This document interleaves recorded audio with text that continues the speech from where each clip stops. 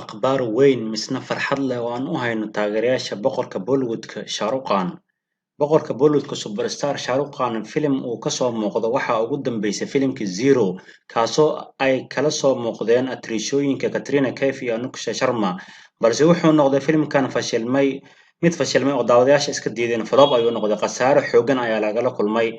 SRK oo filim dhammaystiran oo hit ugu dambeysay u noqda wuxuu ahaa sanadkii 2014 marka uu u soo baxay filimkii Happy New Year, kaasoo super hit noqday, ayaa waxaa isugu xigeen filimaan badan oo aanan noqonin sidii laga filayay.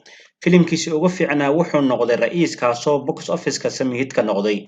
Haddaba SRK ayaa jelista filimada muddo sanad ah fasax ka qaatay si uu nasiino u helo, sidoo kalena uu ugu fiirsado mashruuca cusub ee uu saxiixan doono. Muddadii fasaxa ayaana SRK ku daba dheeraatay kadib markii uu muddo 2 sano ah masraxa ka maqnaa. Taasina waxay niyad jab xooggan ku abuurtay taageerayaasha xiddigan oo aad uga xumaa in muddo ah filim uu leeyahay Shah Rukh aysan daawanin.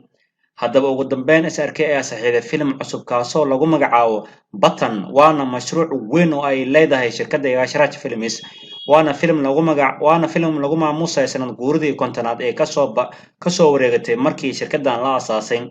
Filimkan ayaa waxaa director ka ah Sadat Ananda, waxaana SRK kala soo muuqan doonaan Deepika iyo John Abraham, iyadoona uu soo saare ka yahay Aditya Chopra.